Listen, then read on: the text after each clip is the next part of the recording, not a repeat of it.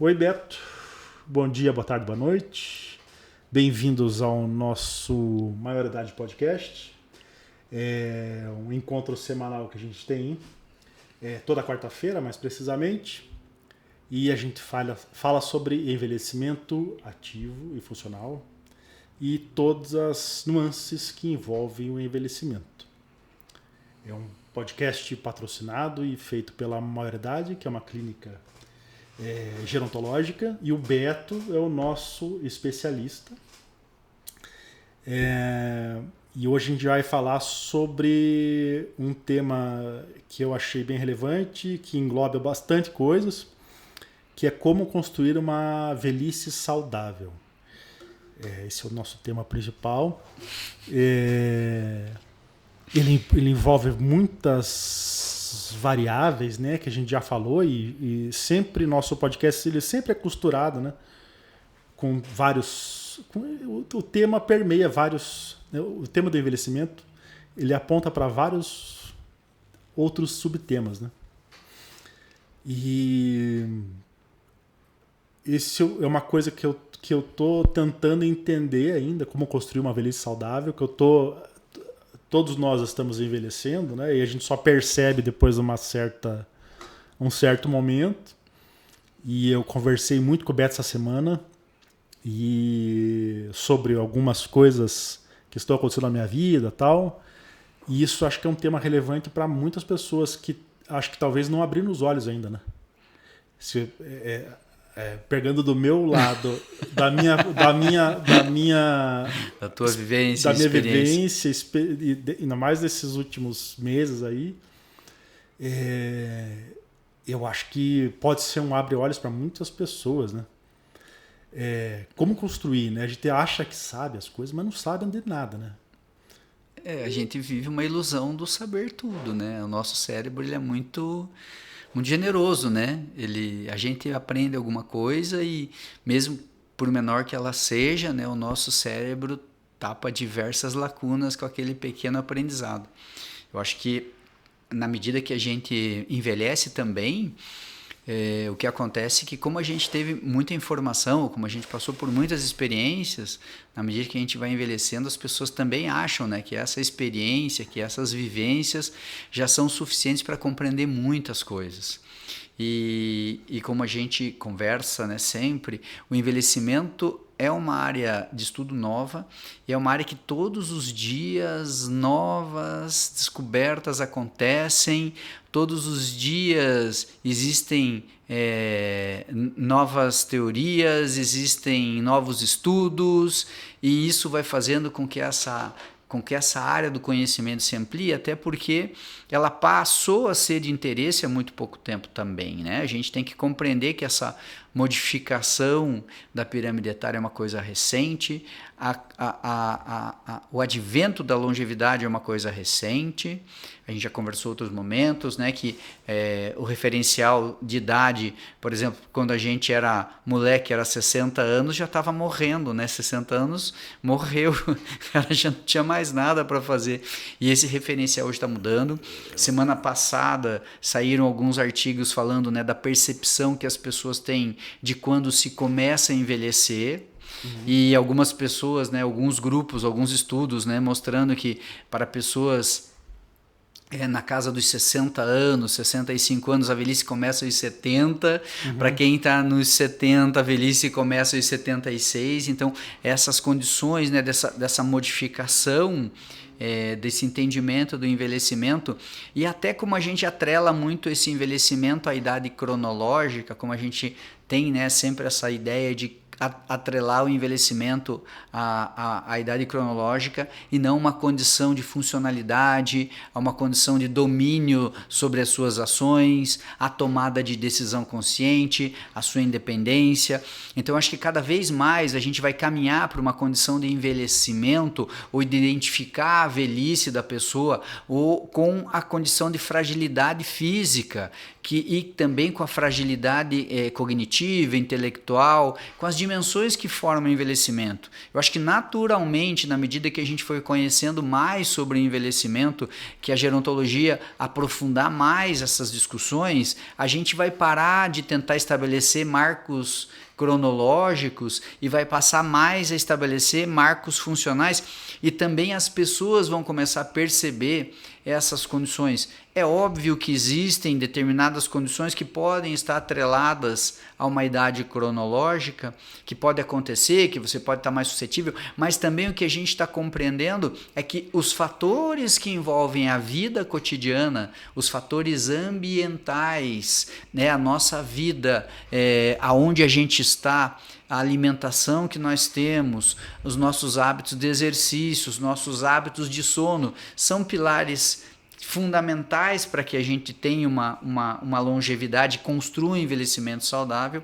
E, por outro lado, existem outras questões que vão sendo descobertas, né? A importância das relações sociais, a importância dos propósitos que você tem que ter, e a gente estabelecer esses propósitos de forma clara, a importância de você valorizar a sua pessoa. Então, essa condição de você saber o quanto você é importante, não esperar que os outros valorizem você. Então, são diversas facetas que você falou dentro dessas múltiplas dimensões que formam cada um de nós e que se relacionam com o envelhecimento, que vão proporcionar provavelmente uma condição da gente chegar, né, numa condição de construir uma velhice saudável, independente, feliz, e obviamente não longe dos percalços, né, que o passar do tempo traz, mas muito mais pensando nessa condição de você não pensar como muitas pessoas pensam, que a velhice é só um fardo, é só um peso.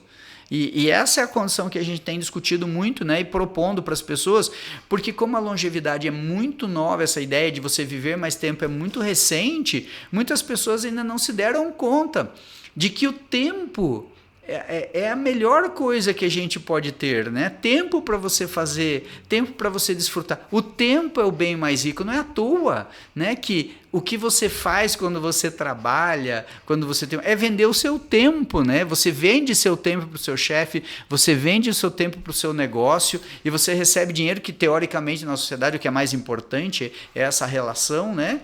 E muitas vezes você passa muito tempo sem compreender que o tempo que você tem, e agora que a gente tem essa etapa, esse período de vida a mais, é muito importante você pensar e projetar para chegar lá bem. É legal esse gancho para pegar esse gancho, falando do tempo, né? As pessoas acabam não valorizando tanto o tempo que elas têm, né? Acabam fazendo essa troca, né, enfim, lógico que existe uma necessidade de sobrevivência, né, mas você tem que ganhar o seu dinheirinho e tal, e você, enfim, acaba trocando o seu tempo, né, mas uma hora cai a ficha que vai fazer uma falta nesse tempo, né, e talvez esse valor não seja exatamente o que seria equivalente, né, você doar seu tempo. É aquela velha história, né, a gente passa a vida tentando buscar dinheiro e esquece da saúde. Depois a gente passa o resto da vida gastando todo o dinheiro que você conseguiu buscando a saúde que você perdeu, né? Eu acho que nessa ideia a gente teve a oportunidade de atender pacientes, né, em casa, e normalmente pacientes já em cuidados paliativos ou, né, com uma doença grave que você sabe, né, que o desfecho final é o óbito numa condição rápida. E quando a gente conversa com as pessoas, muitas delas conscientes, né, e conscientes inclusive da finitude, uma das coisas que mais impacta é exatamente essa condição da pessoa de dizer que ela gostaria de ter feito, né, muitas coisas e que ela não fez. E não fez normalmente por conta das escolhas que ela teve. E eu acho que isso é importante a gente conversar quando a gente está falando dessa ideia, né, do tempo, porque muitas vezes você até pensa, né, num determinado momento em se preparar para envelhecer ou para ter o teu tempo quando chegar naquele momento, os filhos cresceram, ou já está mais tranquilo, e o que acontece é que muitas vezes você carregam, né, de novo na tua conta lá uma série de responsabilidades que não são suas. Vêm os filhos, crescem e tal, mas daí eles trazem os netos e os problemas deles também, e nessa ideia de mundo de família latina que a gente tem, né, que é muito integrativa e que os avós pensam que tem que assumir a responsabilidade por toda uma vida, muitas vezes o não existe, e esse tempo é um tempo que é roubado dessa longevidade, e com isso não quero dizer que você não tenha prazer em cuidar dos seus filhos ou cuidar dos seus netos, mas sim que também uma das questões fundamentais para você poder pensar num planejamento de uma velhice saudável, existe um planejamento que diz respeito ao teu autocuidado. E quando você está exacerbado de tarefas, que você tem N responsabilidades, que você precisa assumir tudo aquilo, mesmo quando você já, teoricamente, deveria estar pensando muito mais em você nesse autocuidado, isso faz com que também a sua saúde se debilite. Então a gente encontra pessoas que dizem, olha, eu não consigo me cuidar porque eu tenho que cuidar de tudo isso aqui. E daí essa reflexão sobre essa escolha, sobre o momento de você dizer, olha, eu tenho que ter um tempo que eu me cuide. Porque uma das certezas que a gente tem na medida que a gente envelhece é que a gente vai ter perdas cumulativas, cotidianas. E olhar, né, para essa situação a partir exatamente de que tipo de opções eu tenho e em que momento desse contínuo de vida eu vou começar a me cuidar. Porque o autocuidado é fundamental, inclusive para que você, se quiser ter como opção no futuro cuidar daqueles que são próximos a você, você tenha a condição de cuidar. Então, esse projeto desse envelhecimento, dessa velhice saudável, passa muito pelo quê? Por um determinado momento da tua vida, você entender a importância do bem mais importante que você tem, que é a tua vida. Não tem bem mais importante. E daí quando você fala com aquelas pessoas que estão perdendo a vida, que elas sentem a vida escorrendo pelas mãos, elas sabem disso. Que qualquer momento de convivência com as outras pessoas é importante. E, por outro lado, a gente começa a entender também a relação, né, que para que a gente chegue nessa idade, ou que a gente avance, né, na medida que a gente vai avançando na nossa longevidade, a gente tenha essa saúde, essa condição, que uma das questões mais importantes, até o que mostra, né, os que mostram as zonas azuis, é exatamente a construção e a importância da construção dos vínculos sociais. Por um lado, a gente valoriza muito a alimentação, por um lado, valoriza muito o exercício e a atividade, que são pilares fundamentais, sim, mas o pertencimento à sociedade, o pertencimento àquele local onde você está, a importância que as pessoas daquele local que você habita e vive, a importância que elas dão a você talvez tão importante quanto as outras variáveis. E é por isso que quando você vai olhar as zonas azuis, a comunidade tem uma força tão grande, porque ela gera a sensação do pertencimento, da pessoa pertencer àquele lugar e, mais do que pertencer, ela ser valorizada. Porque o que o ser humano quer é ser valorizado. Ele não quer ser esquecido. E quando a gente também acompanha, né, no nosso dia a dia as pessoas que vão fragilizando, a gente percebe que a importância que eles têm para aquelas pessoas diminui. E veja, muitas vezes, mas eu cuido da minha mãe, eu cuido.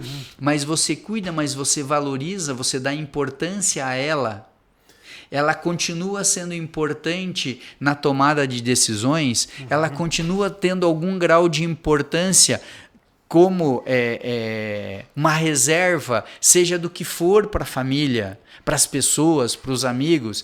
Então, quando você vai perdendo essas relações e quando você não tem como interagir com as pessoas, você também vai perdendo sentido e vai perdendo o significado de você estar ali. Não obstante, quando você está inserido na comunidade, por isso a importância das zonas azuis dos estudos, é que você de fato tem, né, essa valorização do terceiro que te olha com um olhar não de pena porque você está velho, não de pena porque você está mancando, porque você tem dor, e eu cuido, mas com um olhar de que você tem potencial, você tem coisas que você tem a oferecer. Então é engraçado, né, que você citou isso, porque a gente está começando a receber algumas perguntas, né, durante essas semanas, e uma coisa bem recorrente é justamente isso. Eu tenho algumas perguntas meio parecidas, assim, né?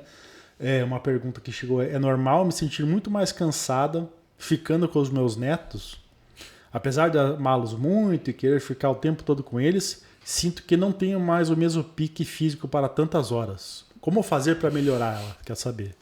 E como falar para os meus filhos, que ela, acho que talvez ela tá... Como abordar o assunto com os filhos. É uma coisa super comum. A minha mãe fica com minhas filhas, né? De vez em quando, né? Não é toda hora, mas... E tenho, enfim, mais ou menos as mesmas perguntas, no mesmo sentido, né? Então são avós que cuidam de netos, mas elas estão... A maioria está ligando realmente com o cansaço físico, né?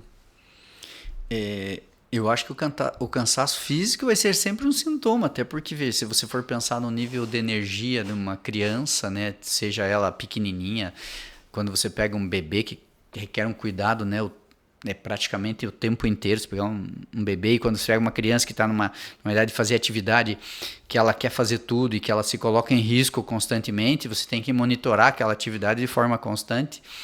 E a casa da avó normalmente é o paraíso, onde você pode, né, fazer... A maior parte das casas de vó são paraísos, né? E a permissividade, e tem uma série de coisas que acontecem, mas se a gente for pensar do ponto de vista dessa pergunta do meu cansaço, a gente vai de novo para aquela ideia que a gente tem que compreender as nossas capacidades, as nossas limitações. É óbvio que para você fazer atividades com crianças, você tem que ter um mínimo de condição física para fazer aquilo. Muitas pessoas fazem atividades ali com as crianças que são atividades extremamente intensas, que envolvem o agachar, o rolar, o levantar, o ajoelhar, o pegar um brinquedo, montar um brinquedo, desmontar, enfim, sentar no chão, rolar com a criança. Veja, para fazer tudo isso, existe uma base, né, de condicionamento que a gente não pensa nisso. Eu costumo dizer que para qualquer atividade que você for fazer, você tem que entender qual que é o nível de aptidão. Isso é uma consciência que você tem na medida que você compreende que todas as atividades físicas exigem de você determinadas capacidades. Isso é legal você falar, porque eu agora estou tendo essa noção. Eu achava que a vida inteira eu era atleta, mas eu já descobri que eu não sou mais. E olha que eu só tenho 47.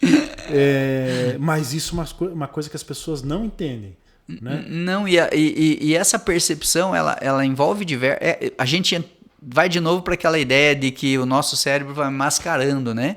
Eu não percebo tudo aquilo que eu vou perdendo e eu acredito que eu estou apto a... Veja, um dos maiores, a gente tem índice de acidente, né, bastante grande, de pessoas que sobem reformar, acho que pode subir no telhado para trocar uma telha. E pessoas que não têm essa aptidão. E não tem a ver com a idade. Eu tenho 40 e caí, eu tenho 45 e não caí, eu tenho 50 e caí, meu avô tem 70 e sobe no telhado. Não, tem a ver com a aptidão mesmo. E eventualmente com a sorte e com a segurança que você colocou. Mas, sobretudo, quando você tem menos equilíbrio, você tem menos resistência, você tem menos força, você tem menos mobilidade, ou seja, menos mobilidade articular para ficar numa posição, e você vai fazer aquela atividade, você está se expondo, você está colocando a tua vida, né, a tua saúde em risco. E é importante pensar que quando você está brincando, fazendo as atividades com as crianças, se você faz aquilo de forma repetitiva, alguma conta vai passar. Se você não tem a preparação adequada e você fica se ajoelhando o tempo todo, se agacha, deita, a sua coluna vai doer, o seu joelho pode doer, você pode fazer uma lesão? Pode sim. Por quê? Porque você não está preparado para fazer aquilo. Então, a preparação, o nível de preparação que eu tenho que ter para fazer atividade, passa por essa ideia, ok, as capacidades físicas são importantes para o envelhecer bem? São fundamentais. Porque quase tudo que nós fazemos na vida, quase tudo envolve a tua saúde física. Então imagina, você tem que subir escada, tem que descer escada. Você tem que caminhar até algum lugar. Você tem que fazer compras. Tudo que você for, qualquer coisa que a gente pensar, você tem que ter um mínimo de aptidão. E na medida que eu perco essa aptidão, eu me torno menos apto para fazer aquilo. E vulnerável. E né? vulnerável, com maior risco de quedas, com maior risco de lesão, com maior risco de estresse mecânico sobre as minhas articulações. O que é estresse mecânico? Quando eu perco massa muscular, eu tenho menos capacidade de executar os movimentos usando os músculos, porque eu perdi força. Mas e como que eu realizo? Com estresse sobre as minhas articulações. E aquilo vai causar num futuro um desgaste das articulações, as dores da artrose. Então, é muito importante que a gente pense na nossa mobilidade, é muito importante que a gente pense nas atividades que a gente faz no dia a dia, como aquelas atividades podem me ajudar ou me prejudicar. Quantas horas eu passo por dia sentado, como que aquilo impacta na minha coluna. Todas essas atividades, elas são pensadas. Por dizer, então, na verdade, esse planejamento que a gente está falando para envelhecer, ele começa quando? Né? Quando que começo a pensar que eu tenho que planejar? Puxa, é muito difícil você dizer. Mas assim, quanto antes você começar a pensar na sua saúde física, na sua saúde mental, nos seus potenciais, nos seus propósitos, quanto antes você começar a buscar atividades que te dão satisfação e que fazem você sair do estresse cotidiano, das obrigações cotidianas, do eu tenho que, pro eu faço porque eu quero, melhor você vai se preparar para envelhecer. O fazer coisas por prazer é uma coisa que parece que é meio assim, puxa, eu estou fazendo isso por prazer, mas parece que é até um pecado você estar fazendo aquilo, né? Isso, um egoísmo. Mas eventualmente você vai ter que pensar nessas coisas que te dão prazer, porque provavelmente essas coisas que dão prazer vão conectar com mais pessoas que sentem prazer fazendo aquilo, que fazem aquilo por gosto, que daí aquilo se transforma num sentido. E aí vem as relações sociais que a gente estava discutindo. Que essas relações vêm exatamente porque você encontra outras pessoas que percebem a importância disso. E essa preparação, né, essa construção para essa velhice vai passando por esse processo de, eu costumo dizer, maturidade. A tua maturidade vai te dando condições de você compreender que tem algumas necessidades que não podem ser supridas por terceiros. Que você pode querer agradar diversas pessoas. Mas se você não agradar também a você mesmo numa determinada medida, e esse agradar, quando eu estou falando, é agradar com carinho, ou seja, cuidar-se, né? É cuidar de você, é cuidar dos seus quereres, é cuidar do seu corpo, é cuidar da sua mente, é cuidar da sua alimentação, porque esse projeto de envelhecer, ele tem que passar por esse entendimento de que você é o teu companheiro todo dia. Você vai ter que conviver com você por tantos anos. Né? Isso.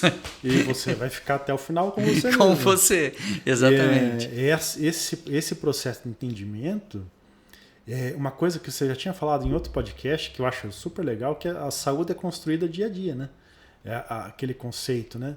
Que é do mesmo jeito que a gente vai perdendo saúde, a gente vai encaminhando, vai envelhecendo, a gente vai perdendo um pouquinho, né? Isso. E se a gente não fizer um pouquinho, pelo menos para evitar essa perda, né? E ter essa construção, daí não vai conseguir brincar com o neto, não vai conseguir, vai ter problema para viajar, né? Para fazer qualquer coisa. Porque a gente depende do nosso físico para isso, né?